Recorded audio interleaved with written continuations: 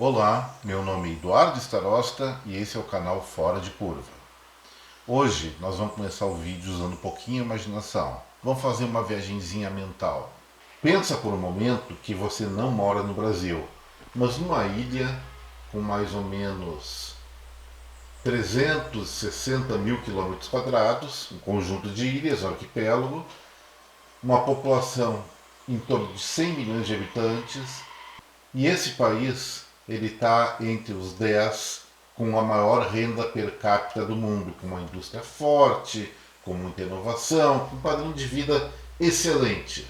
Mas lá, por alguma maluquice da política, alguma coisa que talvez seja possível no Brasil e em poucos países, eles resolvem importar um novo líder. Quem é esse novo líder? É o atual dono da Coreia do Norte, o Kim Jong-un. Ele chega lá na figura de grande ídolo, assume o poder e começa a tomar suas medidas. Militariza o país, manda produzir mísseis para jogar nos outros países, pelo menos ameaçar, criando assim um monte de encrenca com os vizinhos, com o outro lado do mundo, enfim, fazendo o que se diria um monte de tretas. Evidentemente, os demais países vão reagir a essa nova ameaça à paz mundial e resolvem começar organizadamente a fazer embargos. E o primeiro embargo é não exportar mais alimentos para esse país que agora é liderado pelo Kim Jong-un. Um detalhe: por ser um conjunto de ilhas e montanhosas, esse país, que é o Japão fisicamente e geograficamente, tem só 14% do seu território de planícies adequados para a agricultura. Então, pessoal, se existe um embargo comercial para não exportar mais comida para esse Japão, aquela grande riqueza, aquele grande poderio industrial simplesmente cai ao cabo de 3 a 5 meses por falta de comida, por fome.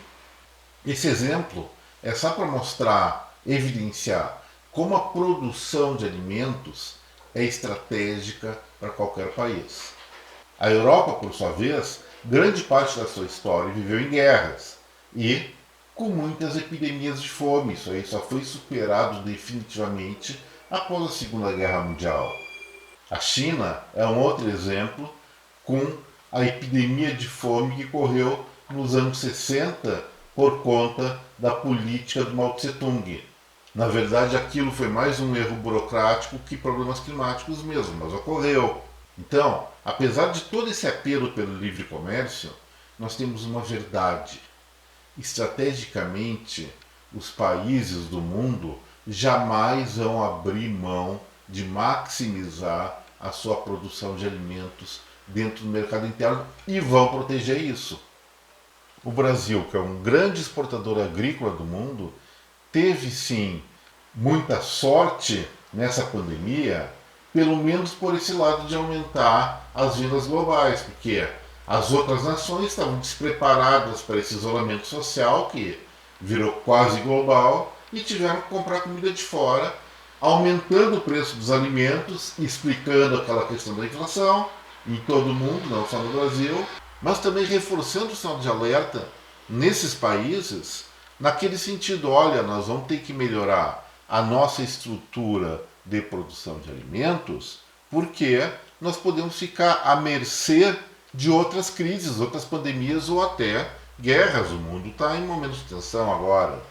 E em grande parte, gente, essa postura de proteção à agricultura explica as dificuldades que o Brasil teve e agora, depois do auge da pandemia, está voltando a ter novamente, de vender tranquilamente só produção de carne, só produção de produtos alimentares em geral. Nós tivemos alguns eventos muito recentes. O mais comentado é aquele embargo chinês da carne bovina brasileira por aparentemente casos da vaca louca, 2 casos que ocorreram aqui no país. Essa semana que vem é Natal, os chineses finalmente levantaram esse embargo. E agora, em tese, a exportação brasileira vai se reestruturar para voltar a atender esse mercado. Tudo maravilha? Não, não é bem assim. Primeiro, não se sabe ainda o quanto a China vai comprar de carne bovina do Brasil nos meses futuros. A normalização do fluxo de exportação, se ocorrer, vai ser lá por abril.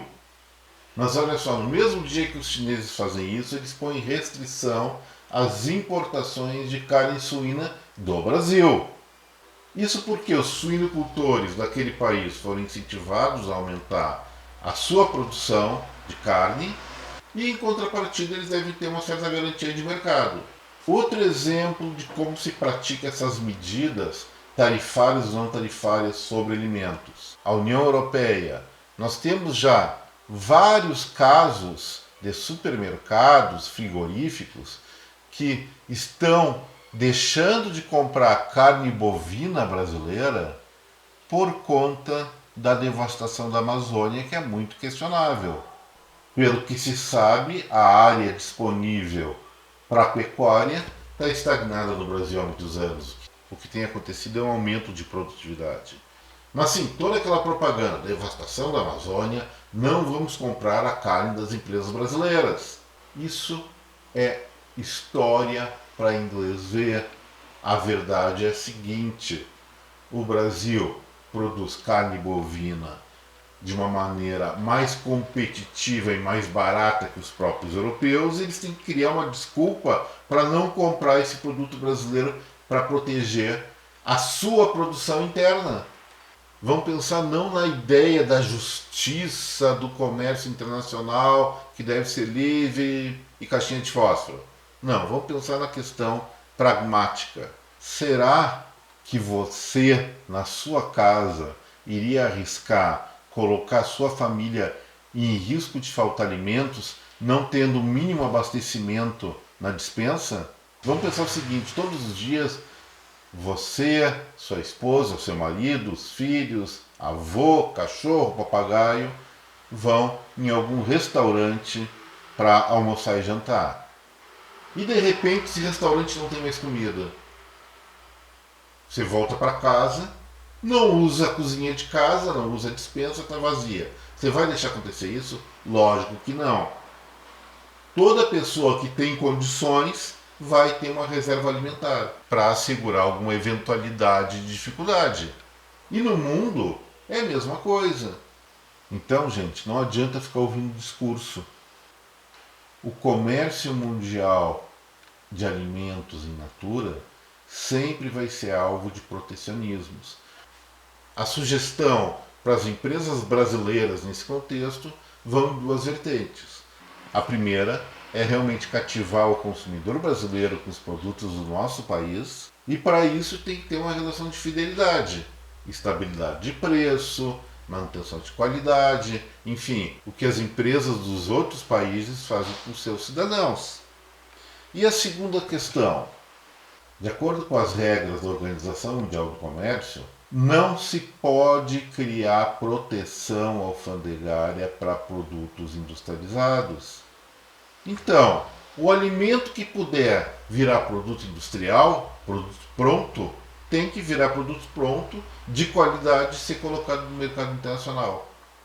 Mas se os agricultores e os industriais da alimentação do nosso país acham que estão permanentemente voando sob céus de brigadeiro nas suas exportações, eles estão muito enganados. Então é melhor atuar no sentido de aprimorar a produção logo, antes que se torne uma crise no setor aqui dentro do Brasil. Uma outra coisa que eu queria tocar no Fora de Curva de hoje é uma decisão praticamente já tomada, porque formou maioria do colegiado, lá no Tribunal Superior do Trabalho. Eles simplesmente reconheceram vínculo trabalhista entre a Uber e seus motoristas. Parece muito bonito isso. O problema é que tal decisão, se for realmente implementada, e pelo jeito vai ser, vai piorar muito a vida dos brasileiros. Piorar em vários sentidos. Por quê? Em primeiro lugar, o aplicativo Uber, assim como os outros, eles não têm estrutura para lidar com custos trabalhistas. Não foram preparados para isso. Então a chance deles fecharem as portas e saírem do Brasil são muito grandes. E acontecendo isso, qual é a consequência para a gente?